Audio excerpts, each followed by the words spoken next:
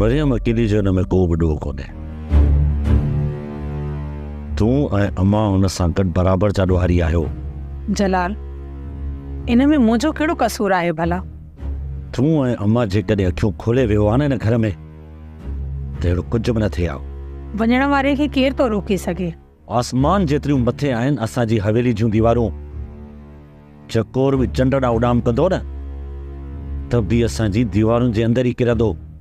हिकिड़ी छोकिरी हुन दीवारुनि खे पार करे वई, तव्हां मां कंहिंखे ख़बर बि न पई।